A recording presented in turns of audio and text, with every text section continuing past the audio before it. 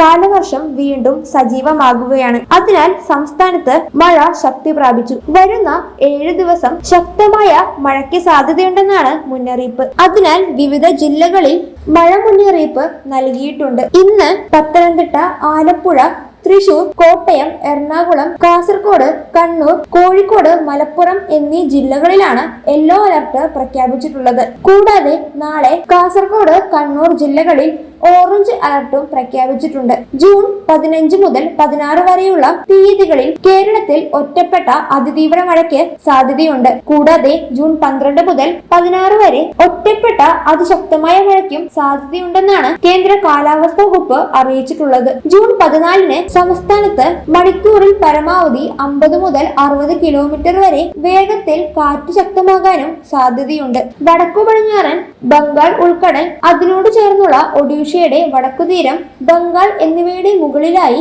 ചക്രവാത ചുഴി സ്ഥിതി ചെയ്യുന്നുണ്ട്. നാളെ മുതൽ 14 തീയതി വരെ കേരള, ലക്ഷദ്വീപ്, കർണാടക തീരങ്ങളിൽ മത്സ്യബന്ധനം പാടില്ല എന്നും അറിയിച്ചിട്ടുണ്ട്. മഴ കൂടി വരുന്ന സാഹചര്യത്തിൽ എല്ലാവരും ജാഗ്രത പാലിക്കേണ്ടതാണ്. കൂടാതെ സംസ്ഥാനത്ത് കോവിഡ് കേസുകൾ ഉയരുകയാണ്. സംസ്ഥാനത്ത് മാത്രമല്ല രാജ്യത്തും കോവിഡ് കേസുകൾ കൂടി വരുന്നുണ്ട്. സംസ്ഥാനത്ത് കൂടുതൽ കോവിഡ് ബാധിതർ ഉള്ളത് എറണാകുളം ജില്ലയിലാണ്. ജലദോഷം, തൊണ്ടവേദന, ശ്വാസതടസ്സം, ചുമ എന്നീ രോഗലക്ഷണങ്ങൾ ഉള്ളവർ നിർബന്ധമായും മാസ്ക് ധരിക്കണം. കൂടാതെ ആശുപത്രിയിലും മാസ്ക് ധരിക്കേണ്ടതാണ്. അനാവശ്യമായിട്ടുള്ള ആശുപത്രി സന്ദർശനം ഒഴിവാക്കുന്നതും നല്ലതായിരിക്കും. രോഗലക്ഷണമുള്ളവർക്ക് കോവിഡ് പരിശോധന നടത്താൻ എല്ലാ ആശുപത്രികൾക്കും ആരോഗ്യവകുപ്പ് നിർദ്ദേശം നൽകിയിട്ടുണ്ട്. ഈ സാഹചര്യങ്ങൾ മനസ്സിലാക്കി നിർദ്ദേശങ്ങളും മനസ്സിലാക്കി പൊതുജനങ്ങൾ ജാഗ്രത പാലിക്കേണ്ടതാണ്.